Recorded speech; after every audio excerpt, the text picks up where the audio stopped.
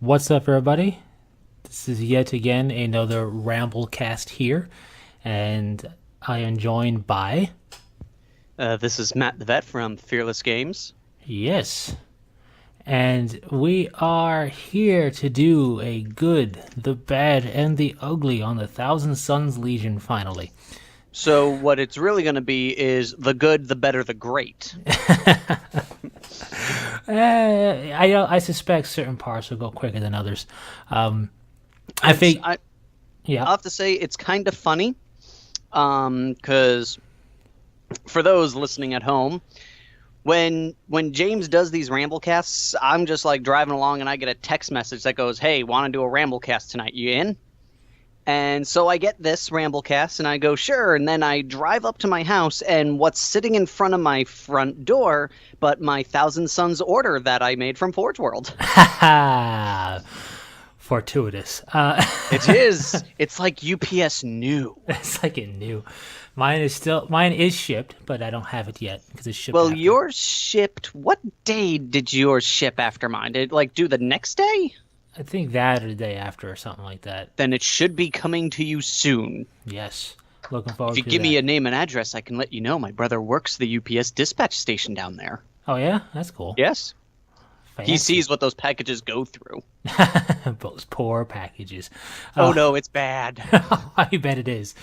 But I figured since we did the Space Wolves Good, the Bad, and the Ugly, and both are in Book 7, I figured why not do the Thousand Sons for, they kind of portrayed how Forge will portray them in Book 7 is, in essence, kind of similarly in talking about them and how they're kind of lumped into being kind of stereotypically viewed one way, but yet they're still Space Marines and all that jazz. So I'll start off with probably will be relatively quick, which is the ugly, which is the stuff you don't really like visually for this Legion, this force. And What about fluff? fluff is in the bed. Yeah, no, I'm saying it's like because you said, well, let's talk about the ugly, which is like the oh, never mind. Sorry, I'm getting my words confused. Right. Oh, Okay, so ugly. Looking at Ugly. ugly models. ugly models, ugly kind of like visual stuff for them. For me, it's got to be. Now, it's not strictly their models necessarily, but it kind of is. It's those sorcerers that came out with the Thousand Sons Codex thing that when it came out for 7th.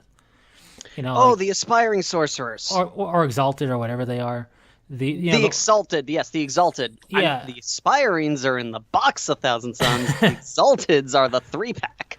Right. Now, you could just say they're Tzeentch sorcerers, but they're heavily inferred or implied to be I think Thousand they Sons. actually have the Thousand Sons markers on. Right, On them. exactly. So, for me, that's definitely in the ugly category because I just am not a fan of mutation. Now, this kind of lumps. I'll discuss the second half of this in when we get into the bad. But I agree. What I hate the most is less that there's mutations in it. Okay, that's fine. You know, some people want to have mutated sorcerers. I hate the fact that there's no option to make a pack of 3 non-mutated sorcerers without heavily converting it. It's true. I mean, it would be nice if there's the option to do both, but Yeah, like there's the only one that I found the easiest to do is the sorcerer that's loading his gun with bolt shells. right. It's easy to cut off the mutated arm underneath him because it's attached to the armpit, and you can easily green stuff a trail there. But everything else, it's not easy at all to get that thing to make them not mutated. Right. It's on the one hand, I get it. It's chaos. They are devoted to the Lord, the God of Change and Magic. So, I've always found it kind of funny, the Legion that wants to not be mutated and is actually very stagnant in mutation because of rubrics and all that, is devoted to the God of Mutation and Change and everything. But it's just, it just felt weird. It felt like, hey, remember that old fluff we had where the Thousand Sons were a bunch of mutated freaks? let's put some of that into the current stuff. And it's like, come Now, on. correct me because that goes a little beyond my expertise. I still have to pick up that index so I can learn more about that. They they were mutated and that was just it, or were they mutated Marines that the rubric was casted on them too late? No, I think before the rubric, it was before the rubric. Pre-rubric was in the fluff. It was just they were devoted to Tzeentch, and therefore they were mutated. Okay, because I remember for a while they had the fluff in them where they were actually sentient rubrics. It was just, and their psychic capability made it where just they kept their brains. Right. No, yeah. So I couldn't tell if old. this was part of that, where it was like, oh, these dudes were mutated, and the rubric was cast and stopped further mutation. Nah, yeah. This is from my understanding, because again, it gets old to Rogue Trader, where you have Index Imperialis stuff. Is when this is back when they had their M was their symbol, kind of like shown in the Inferno book on one of the the pre Magnus link up, where they have the M, very similar to the Brotherhood of 1,000 symbol that is a Space Marine chapter. But so they had this just M, and it's just they were heavily mutated, and it's like I don't want to say they embraced it because I don't remember too much of that fluff. I do have that book somewhere in storage though, but it was basically before Armin and the rubric, and before they became Neo Space Ancient Egyptian stuff, when they were just chaosy and devoted to Tzeentch. And it's like they went, let's bring a little bit of that into this current stuff, and it's like, ooh, why'd you have to mutate some gorgeous looking stuff? It's like, come on. The worst part is, like I said, going through it, there's only like 2 sets of non-mutated feet and one set of, and like 2 sets of non-mutated arms. Yeah, it's weird. I mean, it is what it is, I guess, and I'm sure people will enjoy it. But for my taste, it goes into the ugly, and this isn't, it isn't saying that they're bad. Like it's like the Space Wolves Wolfen models being ugly. They are ugly, but the quality is good. Oh no, the quality and the quality of the models are awesome. They just look terrible. Yeah, basically. I feel for me, a lot of the ugly in Thousand Sons is in the third-party stuff. Oh, yeah. You look at it. I know a lot of people, I got a bunch of people who be like, yo, man, check out this awesome Thousand Sons stuff. And I'm like, oh, that looks so god-awful. Like someone said, hey, Stargate was cool. Let's just mush that in with Chaos and bam, Thousand Sons. I'm like, no. I get it. They are pseudo-Egyptian, but it's like with the Space Wolves, you can go a little too far. And I feel a lot of third-party companies go too far. It gets so bad that they actually call them Space Egyptians. Yeah, when they do that stuff. Or I've also noticed some companies will call them Stygians. And it's like, okay, I mean, it gets to the point where I'm like, do you not know how to put a scarab on a shoulder pad? Like, it's not that hard. What? I'm not saying I can do it because that's out of my realm and out of my forte, but I look at these shoulder pads that some do, and I'm like, that's not a shoulder pad. You took a stone column with a scarab on it, and you said, put this on your shoulders. And it's like, that's not how it works. And I'm not a big fan of a lot of the Anubis and Osiris and Ra themes people tend to go with the helmets. Me either. They shouldn't have I get it. The ancient Egyptian gods had the head of a beast or a non-human head and a human body, and I get the replication of that, but that doesn't fit with the Thousand Sons. If the Thousand Sons had that as part of their theme, I'd be with you on that, but they don't. And now, because you're the more of it's like, again, it goes back to in Stargate with those dudes that had, I want to say they're Anubis heads, but I know that Anubis is one of those dudes that the media says is him, but it is not him really in truth. A lot of the times, you have to correct me on this because you are the one that studied that stuff. Yeah, I mean, where I they haven't had seen the Stargate in so long. But they have the troopers that have like the masks with the robot head on it. And yeah, some of those were Falcon heads though, weren't they? I think I think it was one of those. They were like, "Oh, we're gonna do Anubis," but it's like actually that's not the god you think it is, type of situation. But I think one of them, like the head of them, was a falcon. Yeah. Let's see, Stargate. I know what you're referring to. I Yeah, forget but I forget what Stargate the movie was trying to make them to be. there we go. I got an image of them. Because I need to see it. But yeah, it's actually a bird, so I Yeah. guess it's supposed to be Ra. Ra That's right, or because even the god was Ra, right? the god was Ra, so it would be the Ra guards. Yeah, Because all of them had their that head. their god's name with guard at the end of it. The Anubis guard, the Yeah, Ra exactly. guards. The thing is, like, This one was the only Q one. This one was actually an Anubis one from the movie. This is pretty cool. Like I kind of like that kind of Yeah. look, but some people make it too much like straight out of the hieroglyphics. yeah, no, And I think that's I when get they what you're saying. I think that's when they go a little too far with it. Yeah, for sure. I look. Oh, there was a goat head one too. The third party stuff out there to kind of spice up your forces. It's some of it's good. One company does really good shoulder pads where it's really there's nothing. It doesn't. It's not a scarab on it or anything or or the Eye of Horus or the Eye of Ra, which is a very similar looking eye. I just have changed it because we have the Eye of Horus on the Sons of Horus, but the Eye of Yeah. Ra also looks very similar to the Eye of Horus. But anyway, so you have that, which is why you could say there's the eye on the Araman model, by the way, pre-heresy, is you could say it's the Eye of Ra, but you could also say it's whatever, Yeah. because they don't actually call it Ra anyway in the fluff. But it's a very plain Jane shoulder pad is what I'm getting at, the one that's kind of set up to be like space Egyptian. Yeah. It has the lines and the angles to it that make you go, I see where you're going with this, but it's very neutral where it works. It's actually nice. It's not like, check out my Anubis head, bruh. It's none of that. Like, and yeah, a lot of the ugly does come and stuff like that. While not ugly, for me, I've never hid this. I never really was a fan of how Magnus was portrayed. You do not believe in no armor. I don't, and although I get why, and his fluff to me is very fitting with his fluff because his fluff is the fact that he may not even be that big. That could just be his sorcerer projection.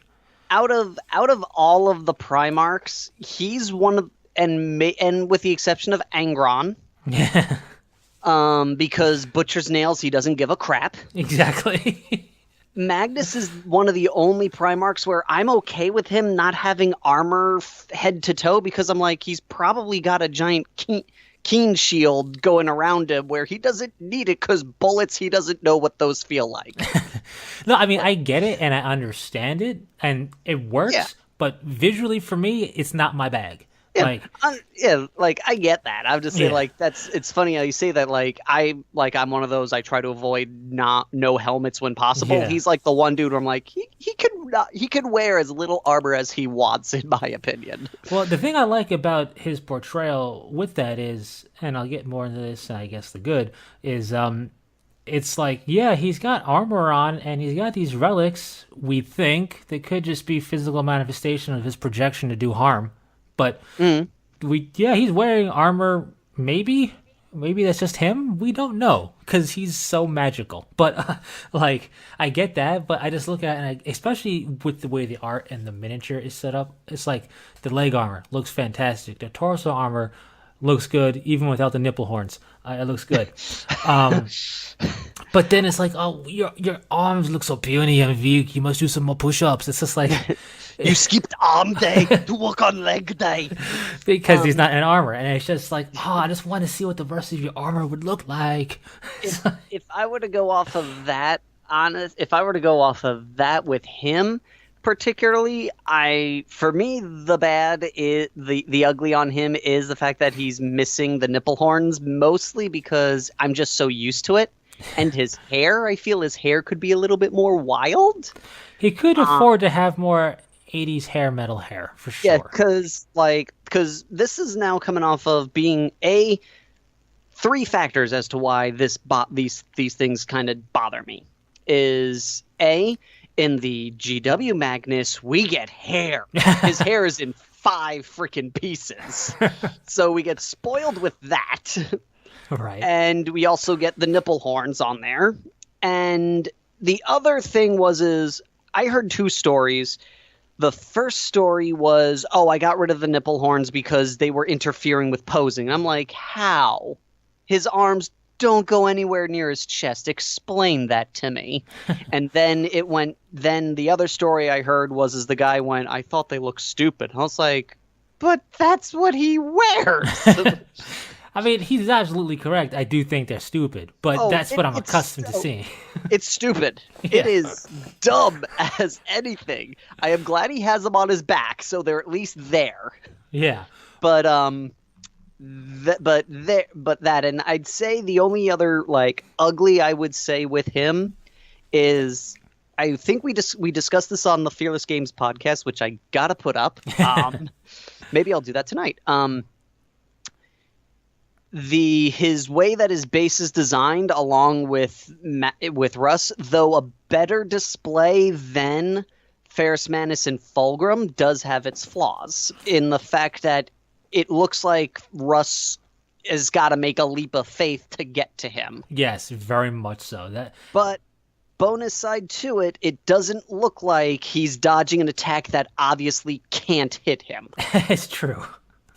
That, I mean, at least there's that. But yeah, no, I definitely agree with that. So, I mean, bottom line is there's not much ugly for me for the Thousand Sons, and that's because they fit what I like stylistically. What I like are clean lines, no mutation, no werewolfiness.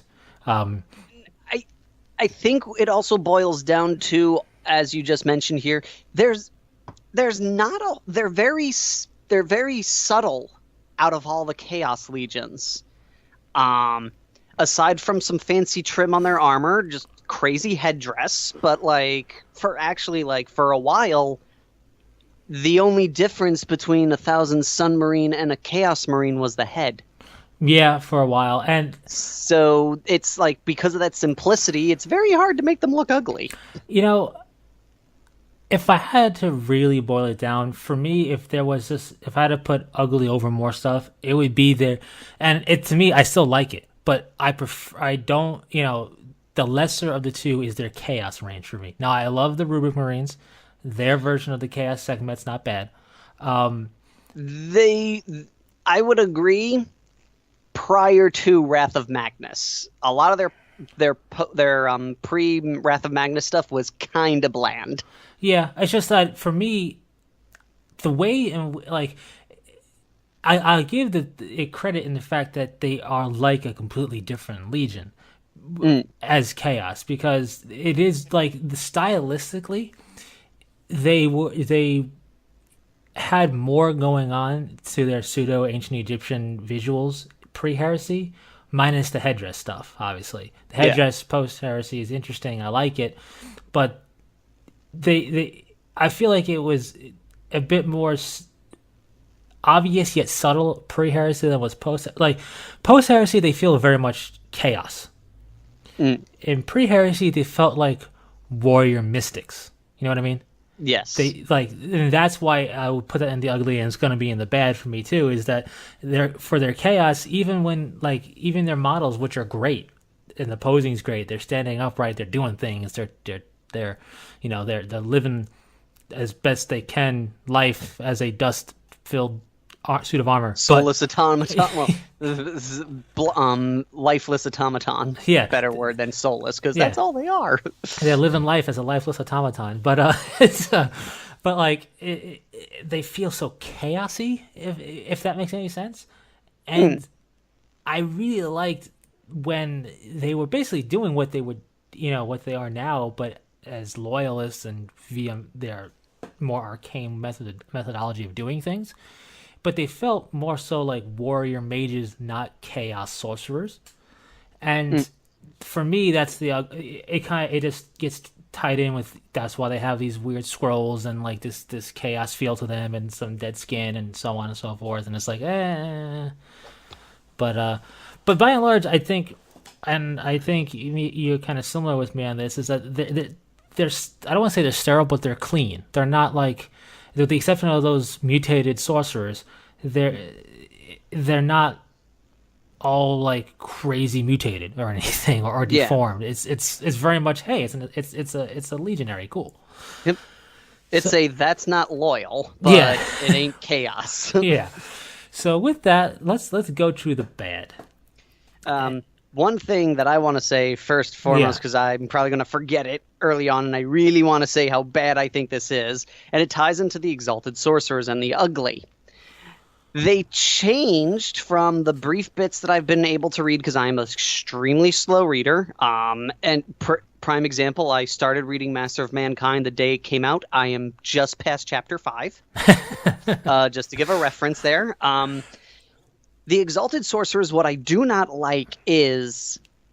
Now, before when I said, oh, wait, was that they were mutated prior to the rubric and the rubric stopped it, is because, okay, that kind of makes sense to me because the rubric was cast to stop mutations. So it could be possible that some of them were going through the flesh change and were stopped mid-flesh change. But the fluff indicates that these mutations happened after the rubric and were voluntarily done to gain more power. And I'm like... Didn't they go against their daddy and get banished because that's not what they wanted?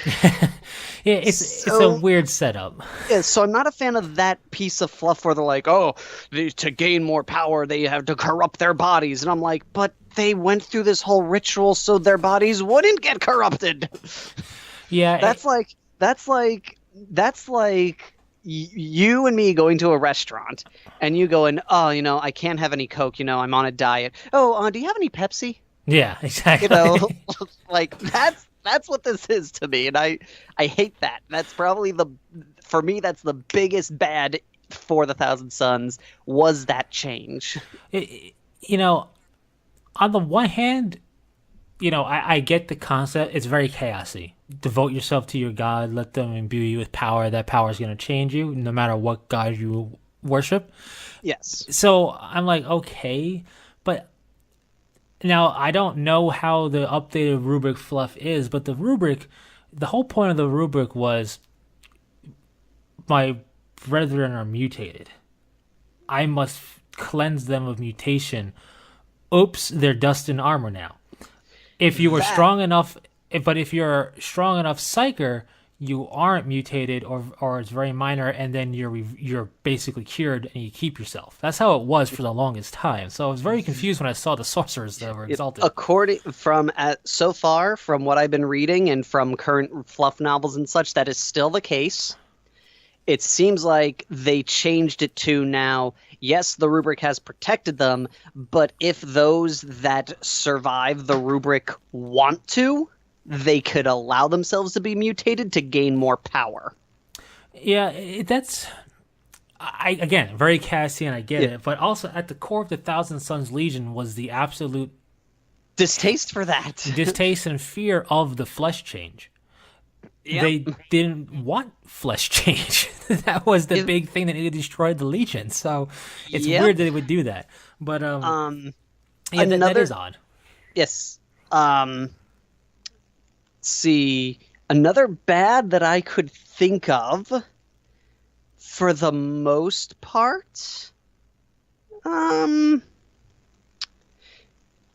think the only other bad thing I could think of is in some of the fluff, it is clearly obvious that Araman is not the good guy at all. Right. In the Thousand Sons Legion as a whole. But I find it hard to believe that actually it's not really tough. Never mind. I'm it's one of these things where I thought about it for a minute and it's not as bad as I thought it was. For me, again, like I said in the ugly, the bad is kind of their chaosy self. I very much prefer their pre-heresy selves because they felt truly unique. for me, the bad with their chaos elves is, yeah, they're cool still. I mean, I still like them. It's not like, oh, Chaos Thousand Suns, lame, get out of my face. Not at all. But it's the fact that it, it's like, well, we're traders now. Well, let's get rid of all the stuff we used to do and be like every other sorcerer. You know what I mean? Like they feel like they don't have that feeling of the mysticism in their liege anymore. It's like, I can do these chaos powers because I worship Zinch. So can that guy from the Black Legion. He worships Zinch. He's got the same exact powers we do. The Thousand Sons had really unique powers compared to other Legion librarians that used to exist. And let's put it to put in perspective to some, they had their uniqueness was such to a point where librarians from other legions were like, dude, that's messed up. right. Also, they were also like, tutor me sometimes. So it's just like, and then they go to being their sorcerers, in essence, being no better than any other chaos sorcerer, except they do Zinch. They maybe that one does Slanesh, so the powers are different. Wow, fantastic, right? It's like, I don't know. They feel so. Well, what I feel, honestly, and this is just me, and I put it in the bad category because if it isn't headcanon, then it's not portrayed well. I always felt that Thousand Sons were in such a way where, though yes, they are servants of Zinich, they also were able to and were capable of dabbing into the sorcerums of the other legions, of the other chaos gods, unlike some of the other sorcerers out there. Like, they could be more chaos undivided than some of the other legions out there, and I feel that if that is actually a case, it's not properly portrayed, because that, in a sense, could depict how more powerful they are, because they did have all this knowledge, all this forbidden lore. It's hard to believe that all came from one source. Fair enough, but like, it's what I don't like about it is, okay, chaos sorcerers. If you're a chaos sorcerer Zinch, you're basically choosing Zinch psychic powers. Yes, you're not really gonna go and try and do other stuff. I forget if chaos sorcerers were able to pick, let's say, divination or Zinch or pyromancy, or they at least in 7th ed whatever their gods list, whatever mark they were given, and then they could pick from the generic list, with the exception of like 1 or 2 of the schools. Right, but it's like, I don't think you're gonna take a chaos sorcerer of Nurgle just so you can go divination, yay! It's like you're doing it for Nurgle, unless outside of like synergy power combos. Yeah. The only thing is I think, if I could be wrong. I know it's true on the demon side. I think the way they capitalized on it is you can only take half your mastery level in your chaos god. Okay. So if you were a Zinich sorcerer and you were power level 4, you could only have a max of 2 powers from Zinich. Gotcha. It's just like, I look at it as, and especially now that they're Zinch, like straight up in the chaos stuff. It's like, look, all this forbidden lore, all this knowledge, all this. Yeah, okay, ball to change. It's like what? Excuse me? It's like, okay. That's really bland. And I guess if they were able to be more sorcerer supreme feeling with their sorcerers, or their forces, period, and they might be more than what they used to be, it's still, I don't know. Again, it feels, they feel like they're in the trope of I have to appease the chaos god.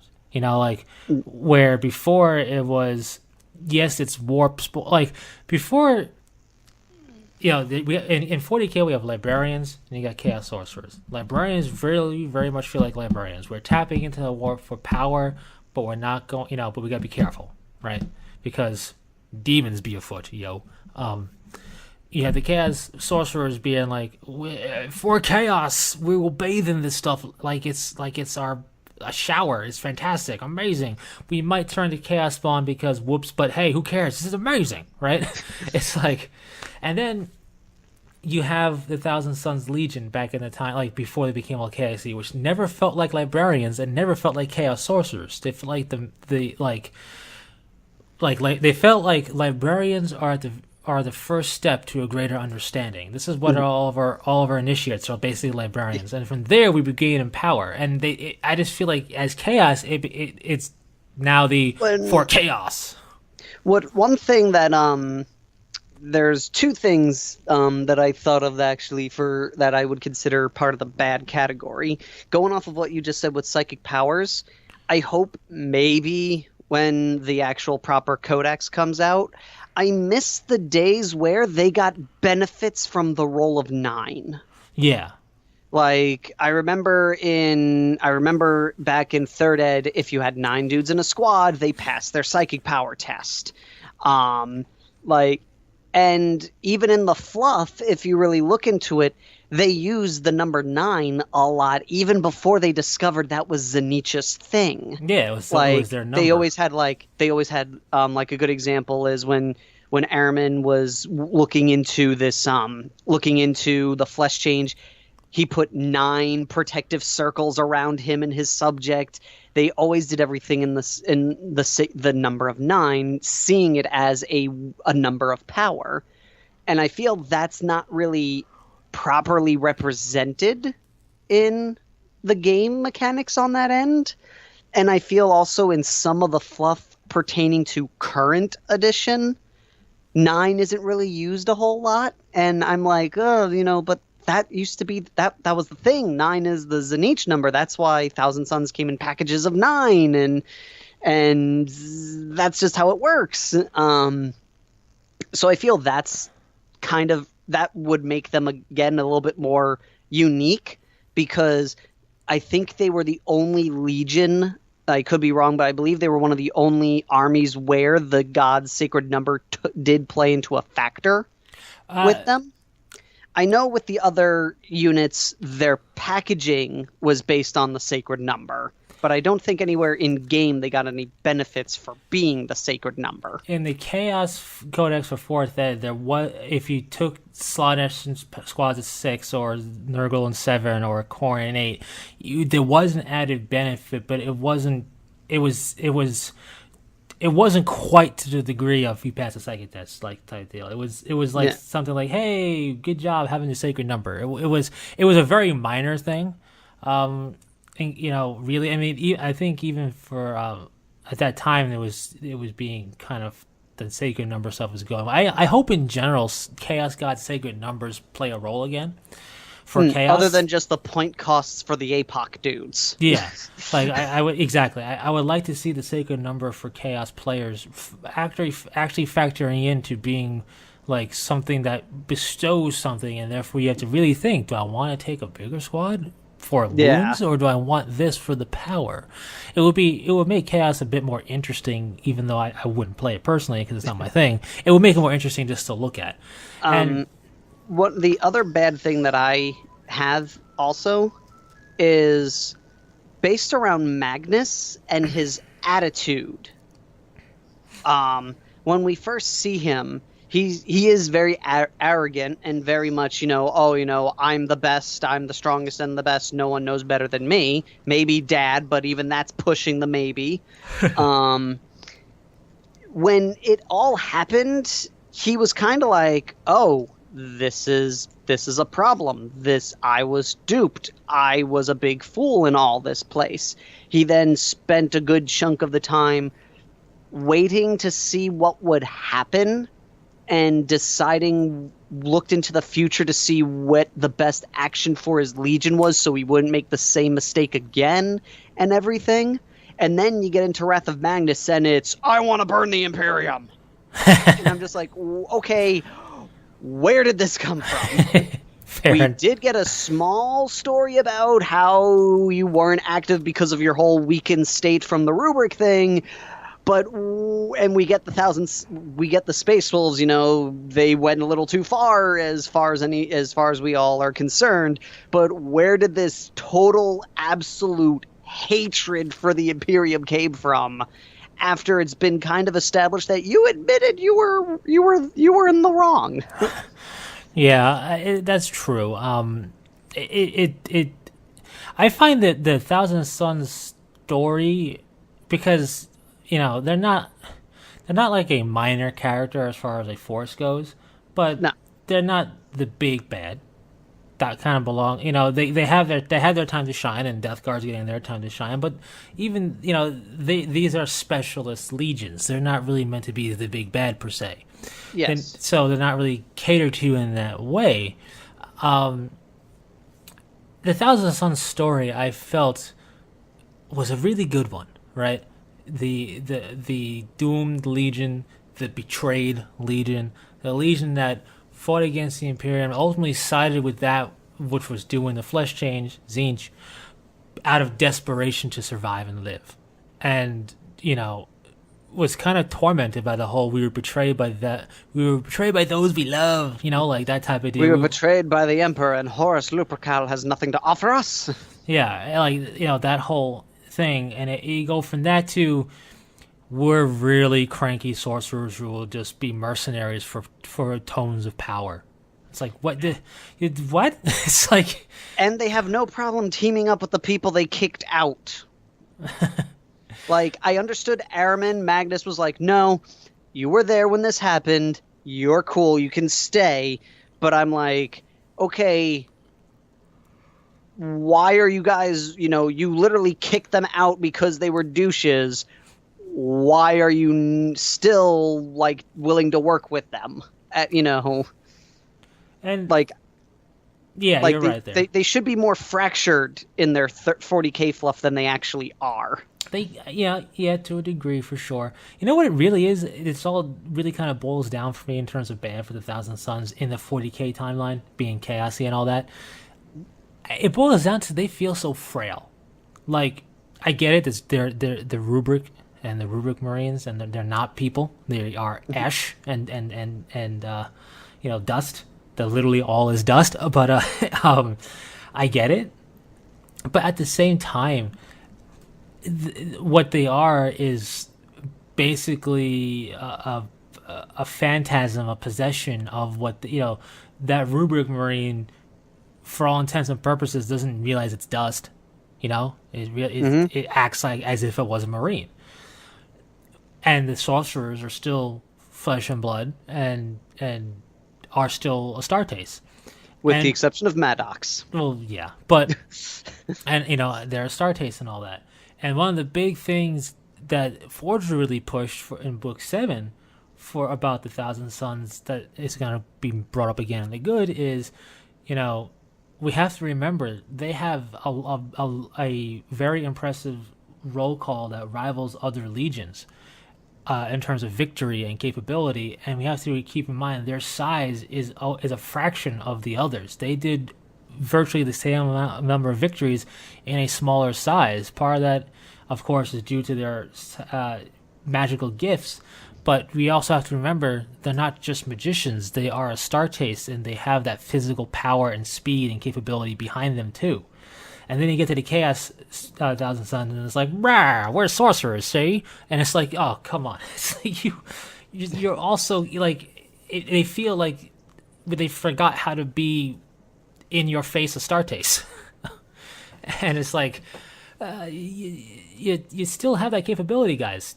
It's not all trickery and guile. I mean, that's a big part of it with the Thousand Sons, sure, but it's also, I'm gonna punch you in the face really hard. It's like, and it feels like in 40K terms, in the chaos stuff, it's like, if I can't use my abilities and my Inferno bolts, I'm not gonna touch it. It's like, oh god, it's like, and it just, to me, now it might just be me, but they come across as like frail a little bit because of that fact. That's what it feels like. It feels more so like I can rip open a tank with my mind. I'm not going to sully my hands. Like, no. You're in a Astartes. You're going to punch that guy until his face breaks. That's what you're going to do if he's there. get to it, get the punch. It's like, so that's what it kind of like. KSS feels like really pushing that trope of we are sorcerers. Yeah, and you're also a genetically enhanced super soldier. It's like that'd be like Captain America saying, Captain America learns how to do some minor magic and goes, "If I can't do magic, I'm not gonna touch it." It's like you are also a super soldier. Get in there. It's like No, that's him going, if my shield can't stop it, I'm not gonna do anything. it's like, but you could kick and punch. No, I can't. Yes, you can. I can only throw a shield. You could kick and punch, and you're really good at it. It's like, Nope, shield or not. yeah. So I mean, that for me is kind of like, wow. Okay. It's funny because the thing I find with chaos in general is it's the opposite of what you think it would be. Like chaos is actually very orderly when it comes down to their codex and their capabilities. It's really weird. It's the opposite of what you think. So it's just not. I find that kind of funny, and A Thousand Sons are no exception to that for me. But unless you have any other bad, I think we got to get on to the good. No, a lot of what I have to say is I would say is a good thing. Yeah, I would have to say the bulk of the Legion for me is good. Now, the good for them, really, for me, is their Crusade era, Heresy era time period when they're still red armored. I like the look better. I get the blue and the gold. It's very lapis lazuli. My school ring, by the way, the stone in it is not my birthstone. It's actually real lapis lazuli in my high school ring. That's how much I am into ancient Egyptian lore and pseudo-Egyptian stuff that builds on it. So, I get it. It's that, plus it's also Tzeentch's colors. I get why they changed colors, right? But, they could have changed colors and still kept the look. And without, not that the headdress is bad, but why'd you throw away your Khopesh for a standard power sword? What's wrong with you? It's like, this is not what I signed up for. But, I really like the way they feel, and the big good for them, for me, is the way they feel. They don't feel like Chaos Sorcerers. They don't feel like just librarians of the Force. They feel truly like mystics in the Heresy time period, in the Great Crusade. I'd say, for me, one big good thing is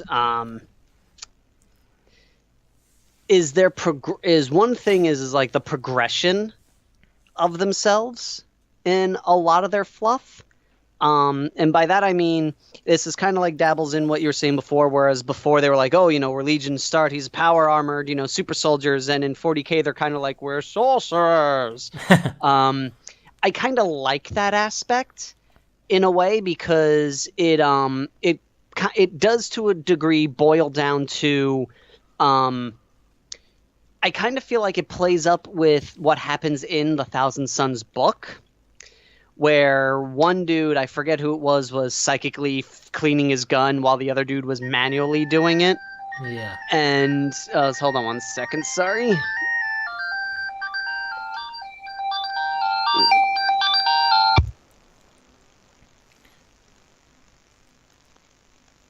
Yeah. But yeah, no. When I get what you're saying there. The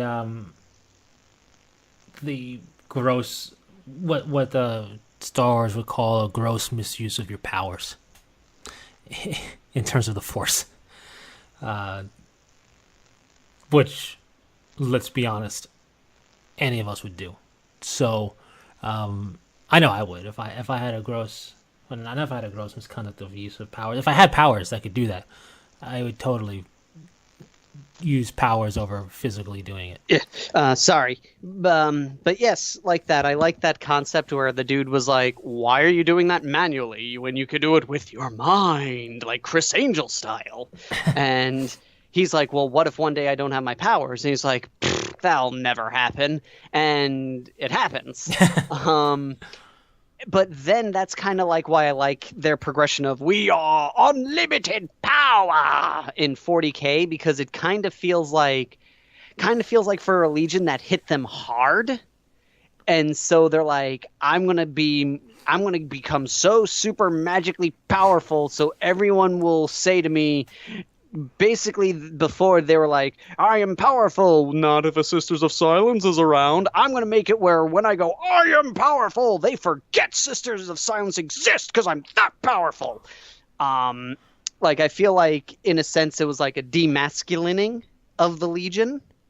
And I feel like this is in 40K, it's like an overcompensation for that one incident.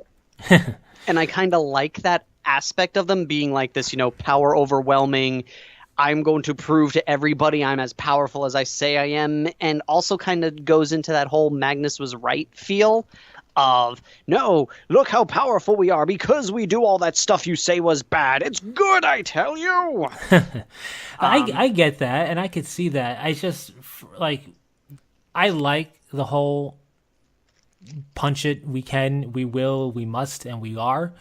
Because they were always the intelligence legion, Yep. the legion that was like, yeah, we're gonna use our powers, but we're also not fools. It's like they were one of the only legions that actually collected the knowledge from the planets they conquered. True, but I mean, what I like about them, it's very much like you remember in StarCraft the cutscene where Phoenix is gonna fight a Hydralisk, but his power blades cut out. And he's like, oh man, but you charge him anyway. Yes. That's what I like about how the Thousand Sons are portrayed. Even in the Battle of Prospero, where they lose their powers, or the powers turn on them and they stop using them. When I say lose, I mean Sisters of Silence, either in the way or not. There's one particular thing in 7 where it's talking about there is a group of Sekhmet Terminators and those Kanai 9 blades. The occult blades? Yeah, those guys. I just call them the occult blades. And they're getting all ready and crackling with power to just rip apart Custodian Guard and Spatials, and all of a sudden they feel their powers wink out of them and just everything goes away.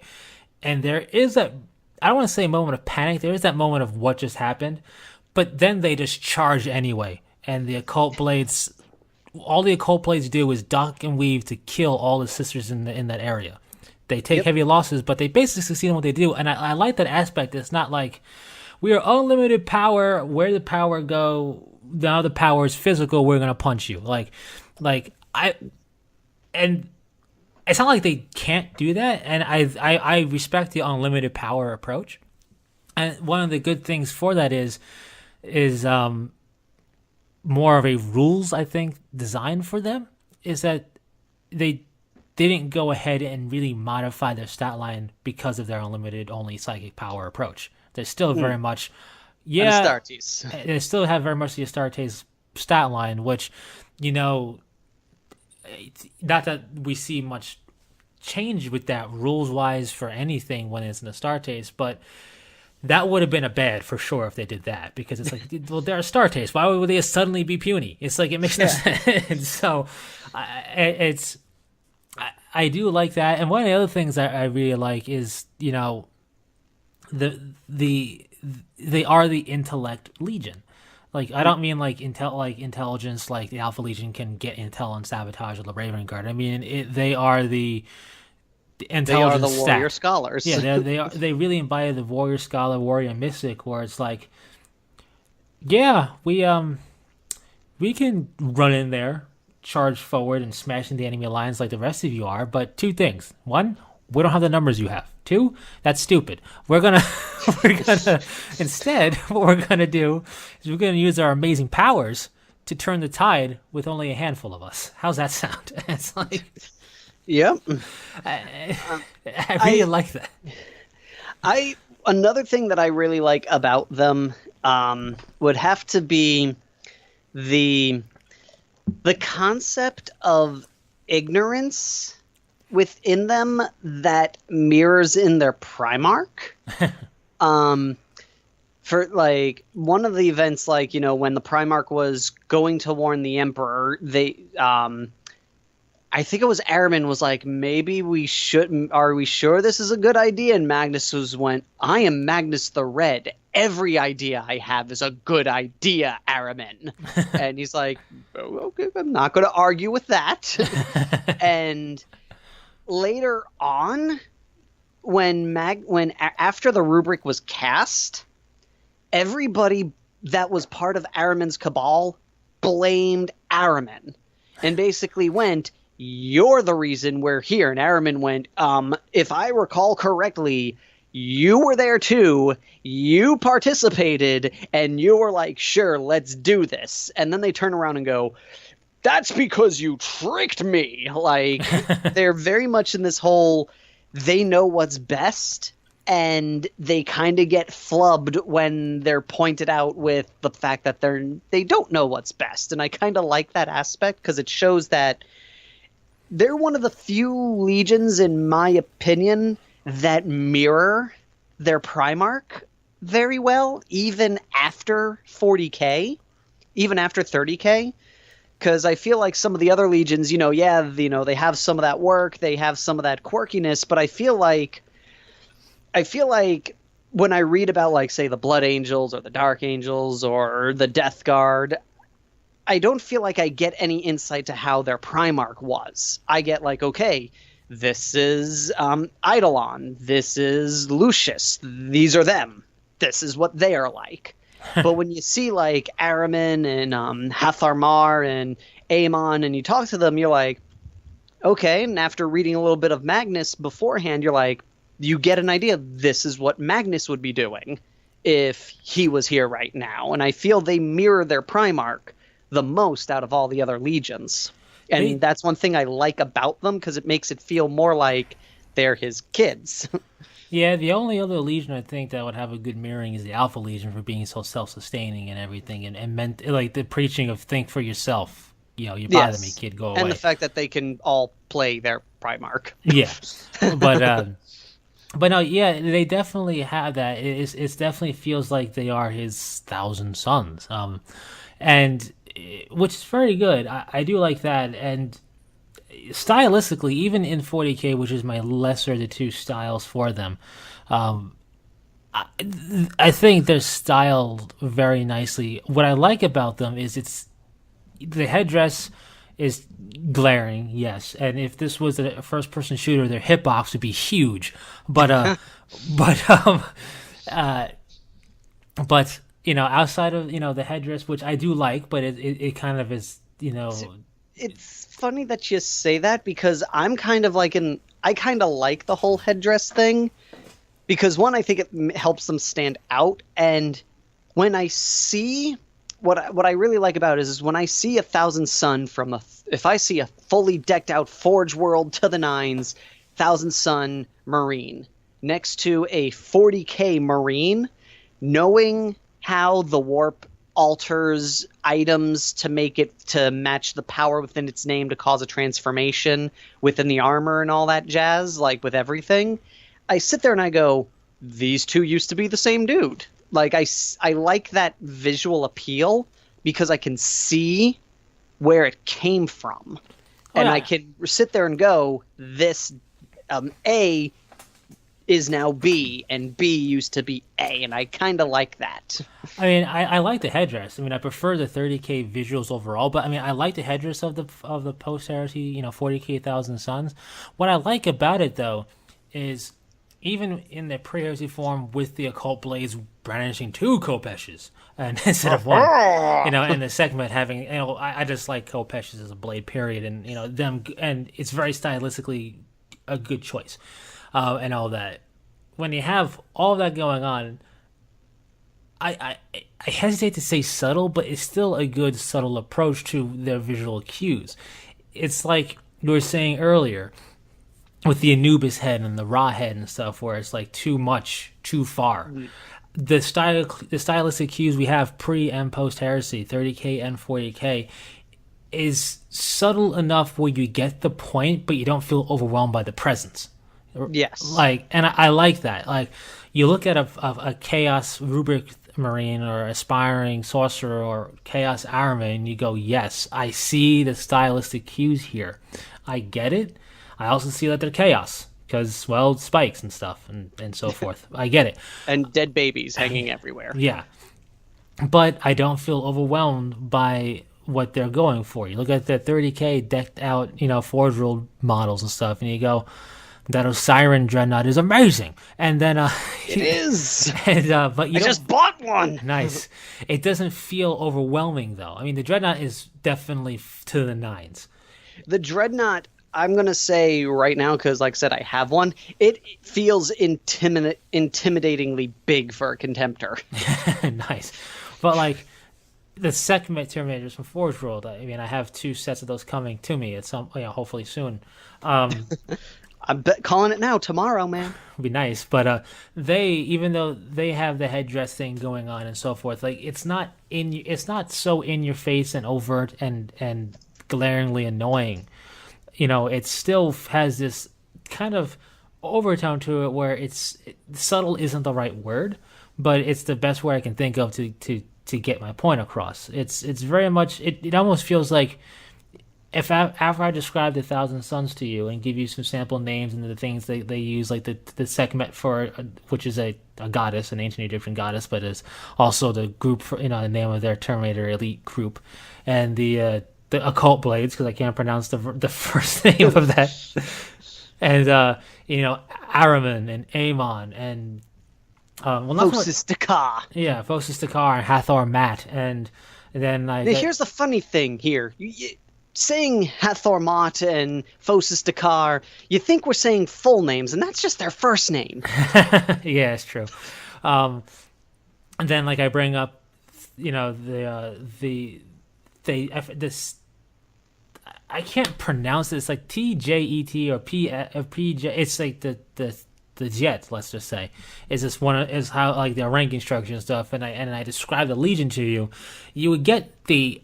If you know ancient Egyptian mythology and mythos, you get the draws, right? You get the drawing of it. So after I describe the Legion to you and I put a Forge World or a Chaos model fully built and painted and everything in front of you for the Thousand Suns, and then I put some other examples of 40K and Forge World stuff around them, you would easily point to those two and say, that's got to be Thousand Suns. Even if I don't tell you their colors and tell you what their symbol, just by the descriptor and by what they look like, model-wise, you can draw a correlation without going, "Oh, it's blinding." You know what I mean?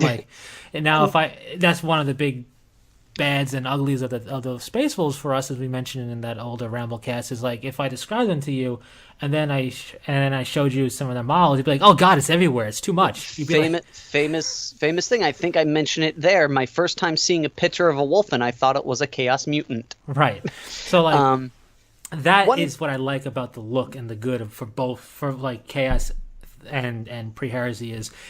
It's very natural. It feels like, oh, so you're talking about this magical legion that does stuff like this? Well, yeah, clearly it would look like this. And it's very nice. I also like the changing of their legion symbol. Yeah. I like how it went from, a burning star, a burning sun, inspiration, all this jazz, to the Ouroboros. Yeah, no, it's a nice little change there. And the thing is, even the Ouroboros it's a subtle representation of what happened to the Legion. Yeah. Which comes in again to where what the heck happened to Magnus, because it seemed like he was all about, oh, I was wrong, this, to, I was right. Of the Chaos Legion forces, because I don't count war bands and renegade bands, because you did this. They don't have the same gravitas to them, in my opinion. Yeah. Of the original Chaos Legion forces, I feel the Thousand Suns, well, outside of the Alpha Legion, maybe working for good. We don't know, because Alpha Legion, maybe Alfarius is already out. Yeah, right. Maybe they're still good. Maybe they're the good guys. Just playing with demons. You know. But aside of that, I feel like the Thousand Suns Legion is the one legion. In all honesty, it's not just because I'm a fan. It's just the way they've been written, the way they're set up to us. Is if not repenting to try and be good again, I feel like it's the one legion that could rip the power that they need out, just like how librarians do, right? You don't need to be worshiping Tzeentch to do magic. You can do it the way they've been doing it as a legion in the Great Crusade, and the way that librarians do it now. So I feel like they could still tap into that power, but if they wanted to say, you know what, the Imperium's wrong, Chaos sucks, I'm out of here, they're the one legion that could basically be this third rogue element of just, we are the Thousand Sons. And Mm, it would be fitting. It would be like, Magnus could be like, I was right and screw you, Zinch, I'm out of here. And take his legion and go and do whatever. And it wouldn't feel out of place, where if like any other Chaos Legion did that, you'd be like, what? Excuse me? It doesn't make any sense. Like I could see, Pourquoi? because of Thousand Ones being the warrior scholars, the intellects, the group that I could see them going. The Imperium betrayed us. They'll never take us back. Not that we want to go back, because look at how far they fall to ignorance. And Chaos, we have no more further use for you. We sucked you dry for information. It's time to move on. Yeah. I could see that being a thing, which would be actually kind of cool. But it's something that I could see happen without it being stupid and silly, for lack of a better term. And I do like, I think to your effect of, outside of Magnus being this way, but to your effect of seeing, A became B, you look at Armin's two models, you can definitely see that. Yes. I just wish they would sell the pre-Heresy one by itself already. I'm a little insulted. Why don't we get a helmetless version of him? We got a helmetless version of everyone else. Granted, I would never use the helmeted head version, but at this point, I think I'm entitled to one. Yeah. It's just especially because Forge World basically went, "Yep, that's the Armin's model. We're not making one." Well, for now, at the very least, it's like, well, then GW sell it even if you sell it in a blister pack with Giger, I'm okay with that. Just sell it so I don't have to spend $100-something to get Araman. It's like, but you'd be getting Tartaros and Mark III. I prefer Cataphracti and Mark IV. Monster. Mark III is nice, but it's just I would rather have Cataphracti. Oh, Cataphracti is my armor of choice. I don't. As far as Terminator armor go, that is it, bar none. And I'm so glad that Forge will segment our Cataphracti. But no, it's just there's a lot. I think there's a lot of good in the Thousand Sons if you're into that sort of mystical force.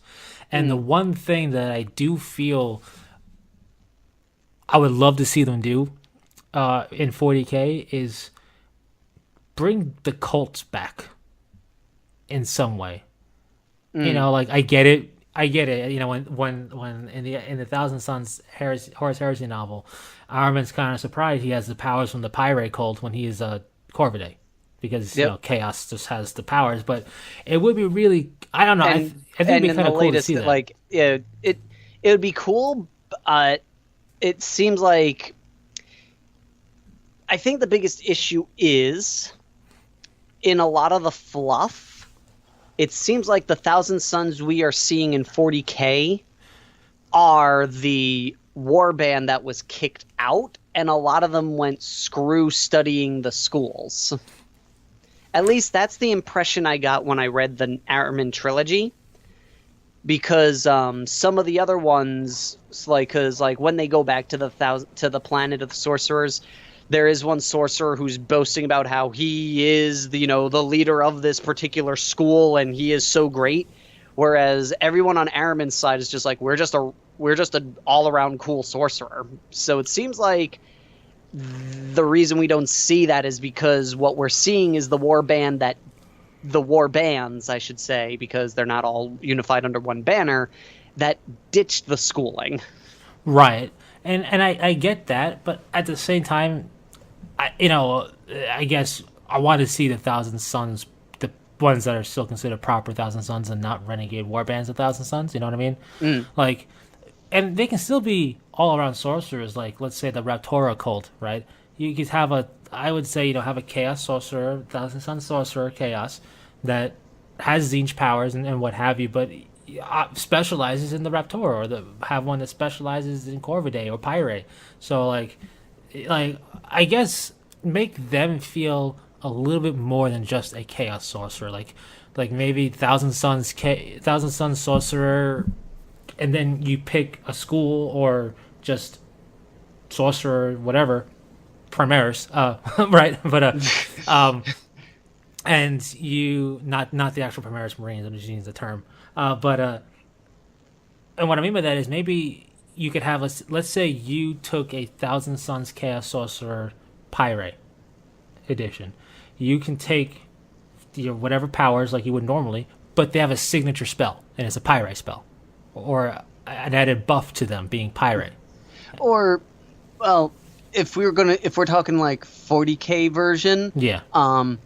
I would say honestly, probably just going off of the way 8th edition is presented to us right now, the easiest way to do it would be, okay, you have a Thousand Sons sorcerer. You make him a Pyrwraith.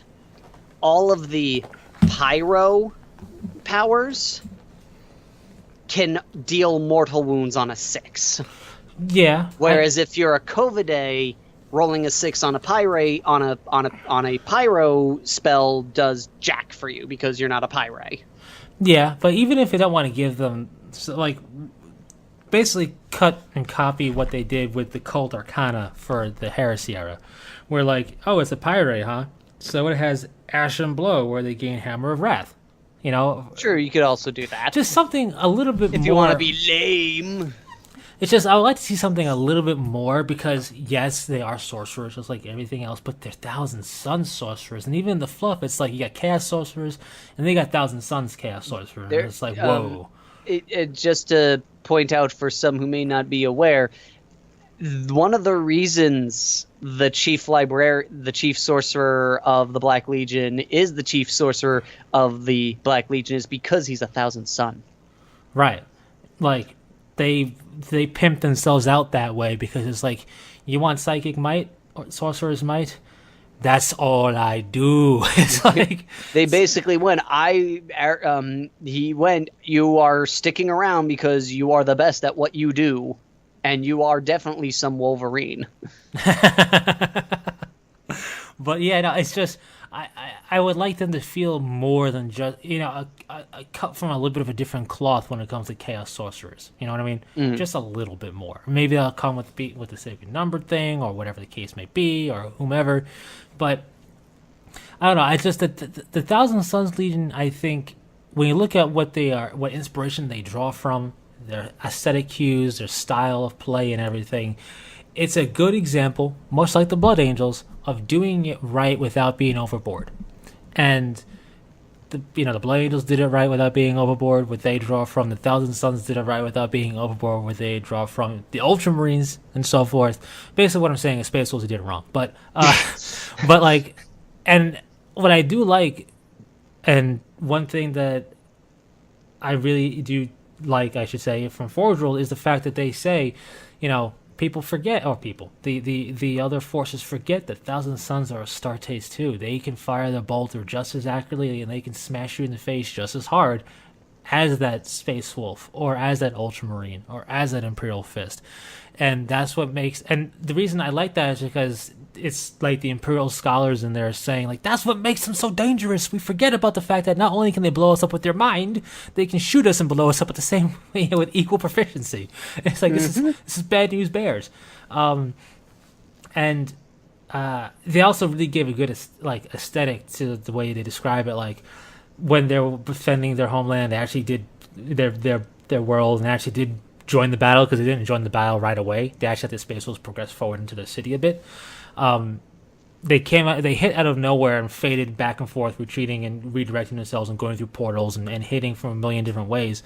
But aside from just shooting, they also had this like incantation gibber, if you want to call it that. I don't know what they call it, but they have like this dark speech going on of just, they're doing their incantations and they're doing their magic, right? It's not just blah. There's a whole like words of power and stuff that they're doing, very D&D like. And in a sense, yes, you can say that Thousand Sons sorcerers in general are very much, most likely were inspired by D&D wizards. Yeah, it's like they very much have that feel, and they're doing that while they're firing off some shots, or in place with doing that, and it really set the tone of what a battlefield will be like when they're in full form of full magic use. And then. Yeah. They also made a point of when the magic kind of turned them a little bit, and the Thousand Sons went, let's not use this right now. and how quiet the battlefield came in terms of speech, and it just became bolter fire. But it's just all around. I don't know. I think I feel weird because the good and stuff and the things I like about them has been such a general broad thing with so many specific dislikes and uglies. But that it almost sounds like I don't like the Thousand Sons, but I really do. I just recently actually almost finished a Thousand Sons test model. I just gotta touch up some gold areas and then put them and then do a base for them. I don't know what to do for the base, but I'm probably gonna do like what Forge World has decided that Tiska and Prospero look like, that reddish orange dust dirt look. Yeah. Is probably what I'll end up doing. What I gotta do is I gotta contact them and ask them for the paint guides for Magnus, because I want to try and replicate that as best I can. Good luck. Particularly the glowing from his eye and his hand. Oh, yeah, good luck on that one. Yes, no, like the last time I asked them for a paint guide, they were like, good luck, here's how we did it. Yes, exactly. It's like, oh, you poor soul, you. But you're cute. Here, go crazy. But well, apparently, I don't mean to go completely off a tangent, but there was like, they have a Golden Demon contest at most of the Warhammer Fests now. Yeah. And they were talking to one of the the masterclass painters, and Duncan was like, "Oh, you're asking a lot of questions and tips. Like, oh yeah, we get a lot of questions of why didn't our model make it into the top 10, and really hard to be nice about that." And I'm just sitting there like, I can see Forge World going, "Oh man, Forge World, how do you do this? Paint better." Yeah, basically, get good, kid. But I could definitely see that being a thing. But yeah, I think we covered the good, the bad, the ugly, and etc. of the Thousand Sons Legion. Is there any particular point you want to make or thing you particularly want to bring up about them that strikes you either in a good or a bad or in a different way before we conclude this? One thing I want to say, because there are some people out there who don't really catch it so much, especially since they're grouped in together. One of the I'd have to say big appeals to me for the Thousand Sons, on top of just being all magic-y and their style, is it sometimes gets slipped through the cracks that they didn't become villains voluntarily. They were, in a sense, forced to be the villain. And that's one thing that I kind of really enjoy about them is they're not villains because they're like, we are evil. They're like, we're villains because our brothers decided we were. And that's one thing that really, I always like kind of feel real bad for them, because they didn't choose this life. Everyone chose this life for them. No, that is very true. That's like the point I wanted to bring up, is the fact, like, out of all the original Traitor Legions, their fall is a tragedy. It's brought about a bit by hubris, sure, right? We will continue, Yes. we will defy the Emperor because we are so good at this anyway. But why shouldn't we? Right. But it's still a tragedy nonetheless, and propagated or capitalized on by Horus, who did change. He did toy with things to nudge them in his direction. Yeah, and he did kind of sort of override the initial orders of the Emperor to a degree, to Leman Russ. And yes, depending on what you read, it's very confusing. For those who may not know, just in case, because I know like sometimes people get their source fluffs from different areas. Yeah. Currently it is Russ got a message from the Emperor that was intercepted part way, because that's kind of like how they do things. They go, bam, pass this message to this guy. Okay, bam, pass this message to this guy. It gets to Horse and goes, oh, let's spin this a little. and let's tweak it a bit. Another source was that the Emperor told Horus to do it, and Horus went, yo, Russ, do this for me. And another one is Russ got the order directly, bring Magnus back. And Russ was like, I will bring Magnus back. And then Horus went, dude, do you really wanna? Wouldn't it be easier to just wipe them all out? And Russ went, you make a good point, sir. Yeah. So the way I just want to bring that up because depending on who looks where, it might be confusing. But currently, the fluff is Horus changed the message halfway through, and Russ got what he thought was from the Emperor, a kill order. Kinda. I mean, the way, given that Forge World now is the source of the Horus Heresy game. Yes, I haven't read I haven't read what Forge World says happened. Forge World, basically, it's close, where Leman Russ basically understands the order from the Emperor, which is bring him back, right? Yeah. And it's more so that it's less that Horus changes it so that Leman Russ thinks otherwise, and the more, and I have to reread the specific paragraph, but it's more so at the muster point for the Space Wolf Legionary forces, the censor force that goes with them from Terra, which comprises Custodian Guard and Sisters of Silence and Imperial Army forces and Titans and oh my god, so much stuff.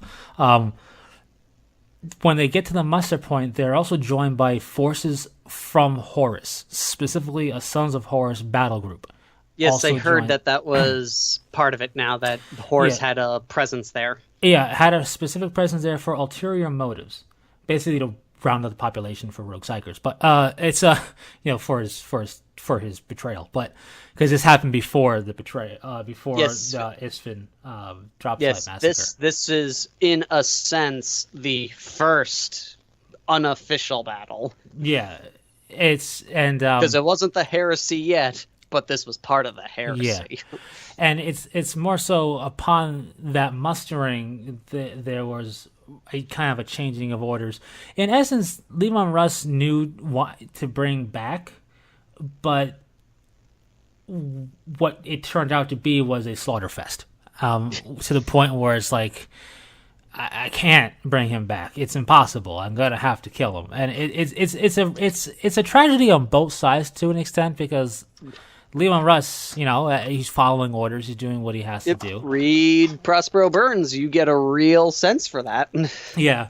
And then you have on the Thousand Sun side an inevitable battle that could only end one way. They knew they were doomed, but they had to fight back anyway. In fact, they weren't just going to sit there and be taken over. The big reason they fought back, or took so long to fight back, just to kind of further drive this point home, was because there was no orders from up top. Magnus was specifically staying silent. Magnus sent his fleet away. Magnus left the defenses open. There was no contest for them to make a beachhead at all. Very few. In fact, most of it was from the Spire Guard, when they were like, Jesus Christ, and somebody shoot something. People doesn't know the Spire Guard or guard. Basically. But I think of that scene from Firefly. Target the Reapers. Somebody fire! Basically, is what happened to the poor Spire Guard. And they really were the opening salvo against the Imperial forces. And then eventually battle was joined by the Thousand Suns. And it's a real tragic thing, and it makes you wonder, what if the fleet was anchored above Prospero and battle was joined in space first? And what if the defenses of Prospero really opened up on the attackers? What if they really fought back tooth and nail from the beginning? What would have happened? Because the Imperial forces had a heavy toll. But tangent upon tangent, it's really a tragedy. It is fueled by hubris, and it's really the only tragedy amongst the Chaos forces, truly. And it's one of those things where when you really get into the story and the lore of all this stuff, you look at it, and what I like about it a lot, and what I think is fun to do if you're new to this story of the Thousand Suns and their fall and everything, is to go in there completely open-minded, read all the accounts you can, and then decide who's right. Because it gets kind of tricky. Like, I can see why both sides did what they did. And it makes for a good... honestly, it kind of makes for a better story than Horus nearly dying and then going, "I must overthrow Daddy." It's like, I got stabbed with a sword. I am evil now. yeah, it's a little bit better than that. That's literally, if you boil down his fluff, that is literally what happened. Basically, I got stabbed with a chaos, infused sword. Now I'm chaos. Wait, what? It's like how Luthor became evil. I went into a room, I read a book, I'm evil now. Basically, there's more dimension to the fall of the Thousand Sons Legion, and it really, when you read through what could have been for them and what if, it makes you go. It kind of makes me, quite honestly, a little bit infuriated. Going, this could have been so much cool stuff with this Legion, but we had to go down this path. Oh my god! But but yes. So that's the good and the bad and the ugly here. I wanted to do it in the same limelight as the Space Wolves, so I didn't feel like I was purely picking on you pups out there. Yeah. I'll pick on the stuff I like too, but yeah, time will tell what really is going to happen with this force, both on the post Heresy 40k side and what Forge's got up their sleeve in book 12. I'm sure whatever they do with the Horse Heresy book series when they get back to talking about them, but. That is really it. Don't forget to check out the Fearless Games channel. We do monthly podcast stuff there where we talk about everything. We're trying to dust that off a little bit, and do some improvements. So yes, it's a good time to get going. Yeah, stay tuned. From the ground up, kind of not so much a restructuring, but we're trying to get it back to being an operational battle cruiser. But yeah, so check that out. We do have, like I said, podcasts that go up there basically on a monthly basis for lack. Basically, we don't have it like on a strict. We don't have a strict schedule, but it's a monthly thing. And if you have any question, comments, or requests, you can of course leave it here for my channel here. Obviously, if you have any specific Ramblecast topics that you like the idea of us going off on terrible tangents on, you can of course leave that too. And other than that, that's it. I want to thank Matt again for joining me, because this is these are marathon type stuff to ramble about. So it's always nice to have support on that. So it's not a problem. So yes. And until the next one, whenever that is, because I have no schedule for these Ramblecasts. They just happen. I don't even know if people like them, to be honest, but nobody specifically said you suck, so I'm continuing with it. So anyway. Internet terms, that means you're golden. Exactly.